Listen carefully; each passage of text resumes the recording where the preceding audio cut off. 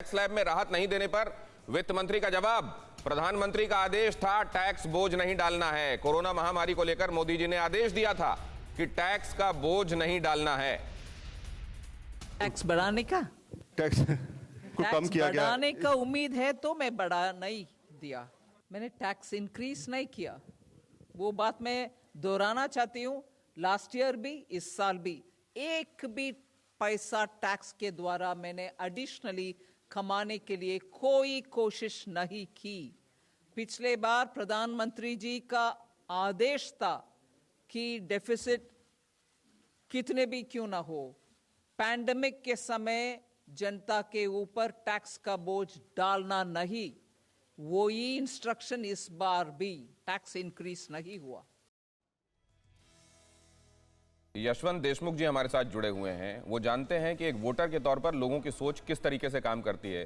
Sir, ये कहा जाना है कि आपके ऊपर कोई नया टैक्स तो इंपोज नहीं किया गया, पुराने ही टैक्स स्लैब चल रहे हैं ना, ये भी राहत के तौर पर लिया जाए, क्या जनता लेगी?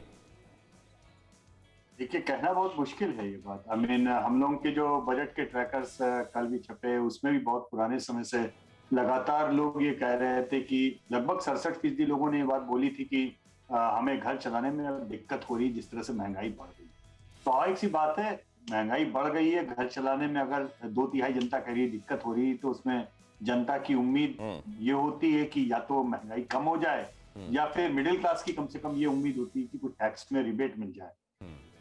मुझे ऐसा लगता है कि फिलहाल ये बजट, एक चीज का तो मैं मान सकता हूं कि ये वर्तमान चुनाव को ध्यान में रख के बिल्कुल नहीं।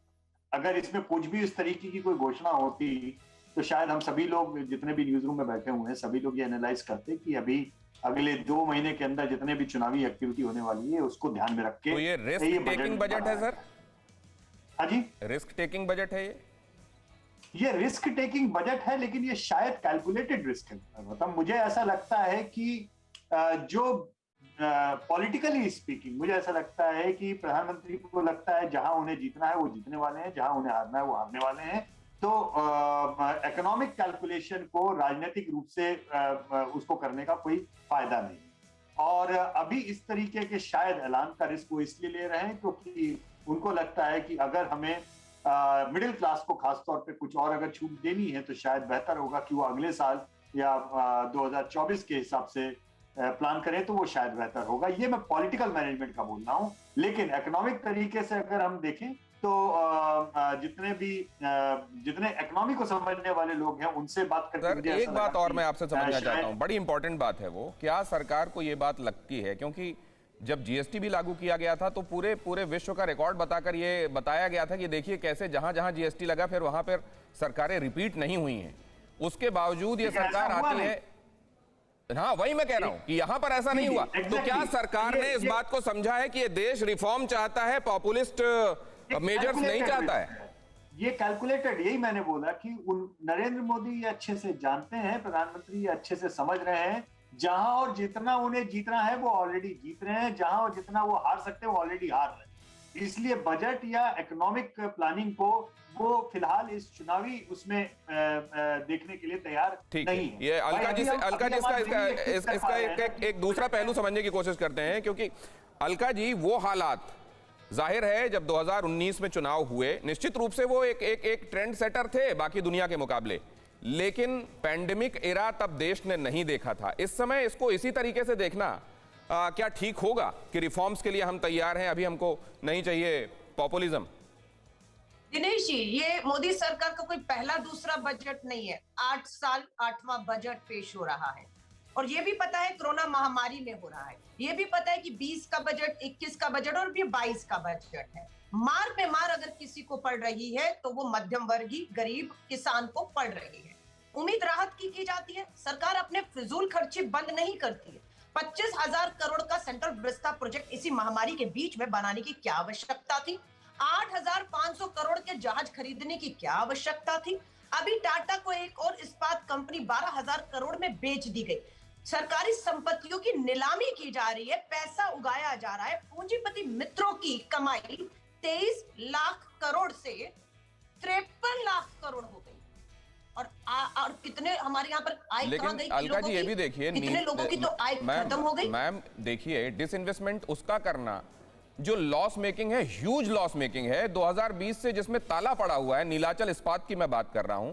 अगर सरकार उसमें स्टेक देकर उसको उस तरफ ले जाना चाह रही है जहां वो काम करने लायक और अपने पैरों पर रहने लायक रहे, तो क्या ये बुरा काम है? नहीं, देखिए, बहुत से हमारे एयरपोर्ट भी मैं कहूंगी, रेलवे, एक टाइम पर हमारा एयरपोर्ट, हमारा जो हवाई है जहाज, एयर इंडिया, सब मुनाफे में था। घाटे में किसने किया? 8 साल थे घाटे से उभारने के, नाकामी रही, विफलता रही, कुछ नहीं कर पा रहे, और अपना घाटा अब देश की संपत्तियों को बेच के, अगर 12,000 करोड़ का, मैं फिर आपसे दोहरा रही हूँ, आपने कहा इस्पात घाटे में था, बेच दिया, कितना आया? 12,000 करोड़। कहां खर्च करना चाहिए? उसकी राहत लोगों को मिलती हुई दिख रही है, कहीं गरीब महेश पोद्दार जी से मैं इसका काउंटर दूं। पहले घाटे, मतलब आपका कहना यह है अलका जी कि पहले घाटा, लॉस मेकिंग बनाओ उसको, और फिर लॉस मेकिंग बनाने के बाद उसको औने पौने में दे दो, और उससे जो पैसे आए उसको जनता की राहत में लगाकर कहीं और लगा दो। ये आपने उसको सार संक्षेप दिया। कोरोना धर्म नहीं देखता, जात नहीं देखता, अमीर गरीब ऊंच नीच नहीं देखता। कोरोना सिर्फ मौका देखता है, लेकिन आप उसे मौका मत दीजिए। बस इतना कीजिए, जब कभी दफ्तर से, बाजार से घर लौटिए तो इतना ख्याल जरूर रखिए, कहीं आपके साथ कोरोना आपके घर तो नहीं जा रहा। भूलिए मत, कोरोना अभी जिंदा है।